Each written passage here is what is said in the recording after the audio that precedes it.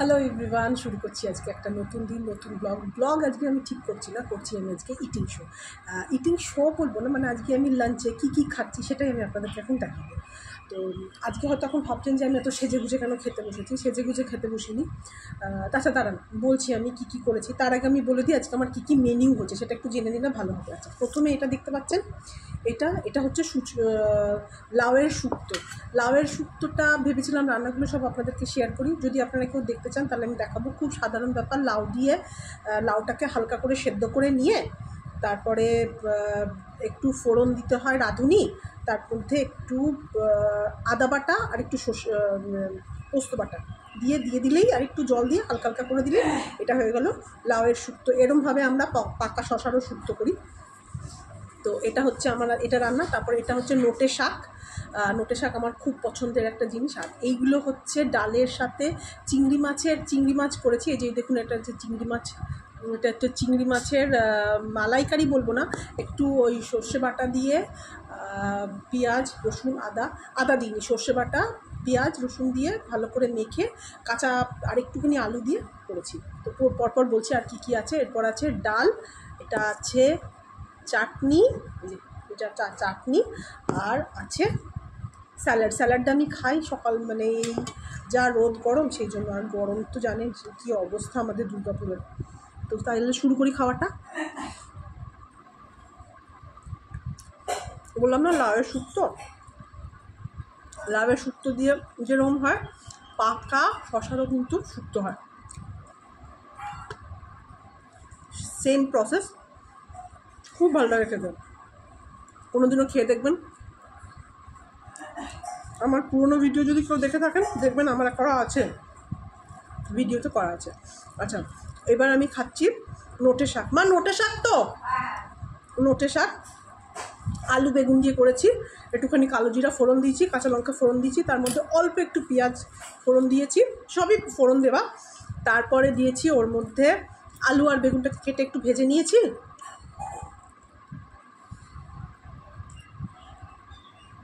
খাচ্ছি পেঁয়াজ,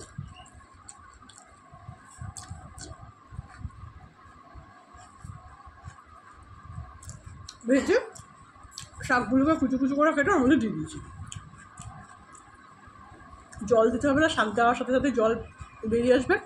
আর ওটাতেই আলু বেগুনটা ভালো করে সেদ্ধ হয়ে যাবে, ব্যাস হয়ে গেল রান্না, সিম্পল।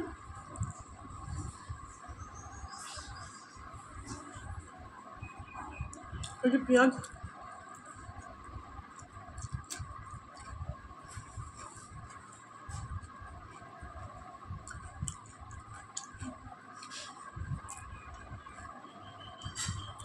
এবার আসছি বড়ার কথা। বড়াটা হচ্ছে করেছি, এই লঙ্কাটা একটু মিশিয়ে দিলাম, ভালো লাগে খেতে, যদিও খাওয়া ভালো না জানি, তাও করি। এই বড়াটা করেছি মুসুর ডাল বাটা দিয়ে। আর ওই যে চিংড়ি মাছটা করেছিল, যে মাথাগুলো ছিল, মাথাগুলো দিয়ে তরকারিটা করলে খেতে কেমন লাগে, মাথাগুলোকে বাদ দিয়ে দিয়েছি। বাদ দিয়ে ওটাকে বেটে, ডালের সাথে বেটে পেঁয়াজ দিয়ে, পেঁয়াজ কাঁচা লঙ্কা, মা দেখছে আমি ভিডিও করছি। খাও ভালো করে খাও, রোদে গরম হয়ে আসছে। ওটা তার বলিনি কী করেছি এতক্ষণ ধরে, পরে বলছি, আস্তে আস্তে আসছি। তো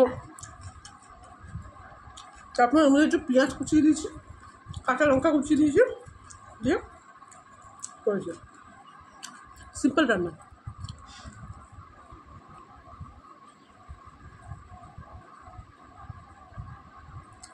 মা বললো না যে ভালো করে খাও, রোদে গরমে এসছো। সত্যি আমি এখন এক জায়গা থেকে আসলাম, একটা কাজে গেছিলাম।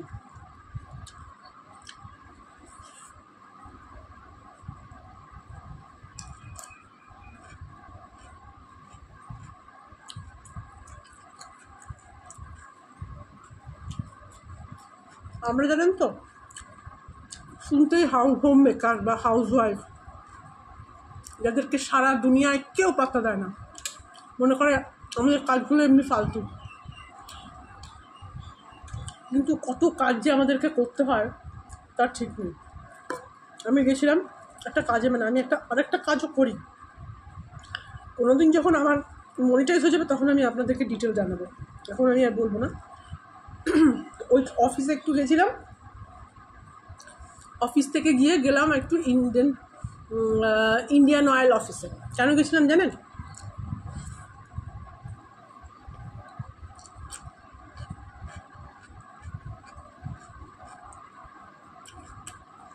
ওই যে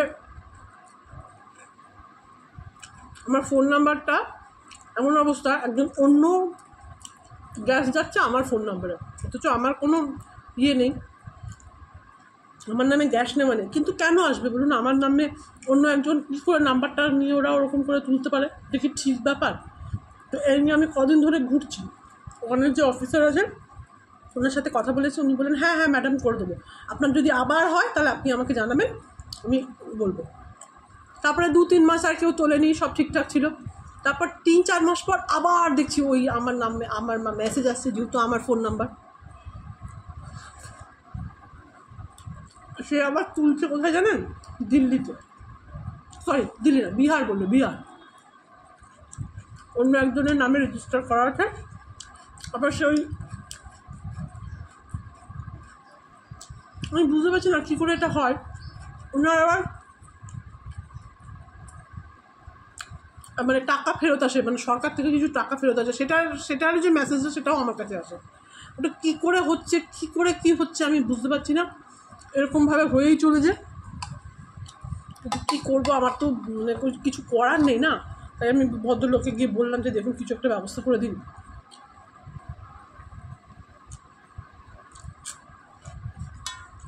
ওই জন্য ভাত শেষ, আর একটুখানি ভাত নেবো।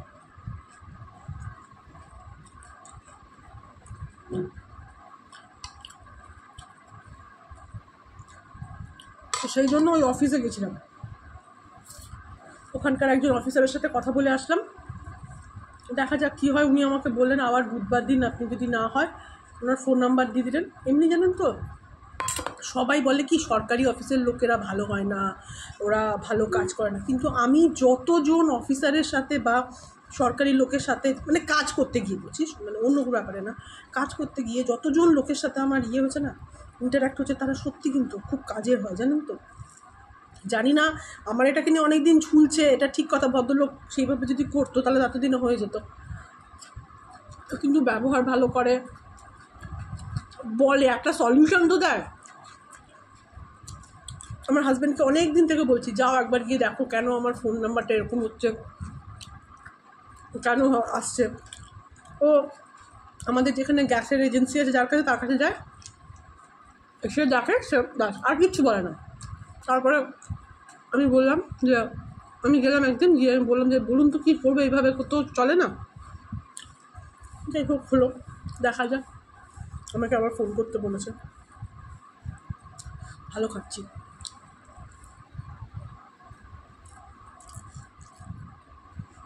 রান্নাগুলো দেখালে হতো, কী করে দেখাবো? সকাল থেকে উঠে 14টা কাজ, ঘুম থেকে উঠে প্রথমে বাগান পরিচর্যা করা, বাগান পরিচর্যা করার পর ঘরের টুকটাক কাজ তো থাকেই। তারপর রান্নাবান্না করলাম,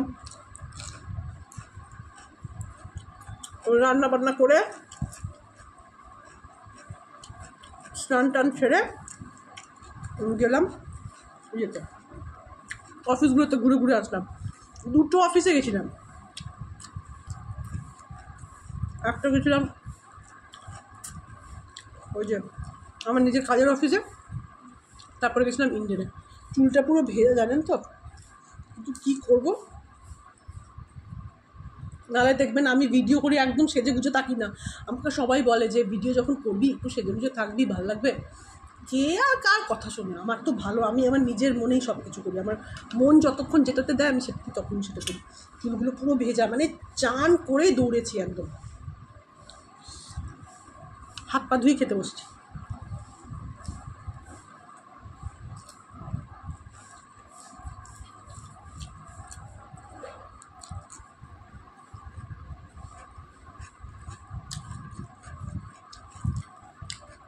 চাটনিটা আছে, চাটনিটা খেতে হবে।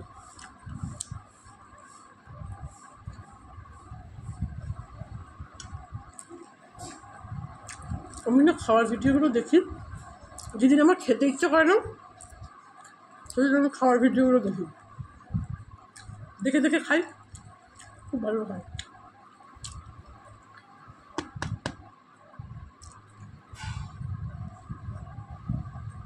কেমন ভিডিও হলো জানি না, করলাম তো।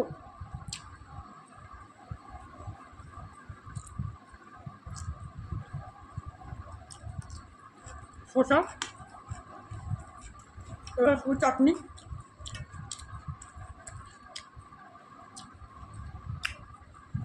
খুব মিষ্টি হয়েছে। ঠিক আছে, কেমন লাগলো ভিডিওটা অবশ্যই জানাবেন। দেখা হবে তাহলে একটা নেক্সট ভিডিওতে। Till then, tata, by.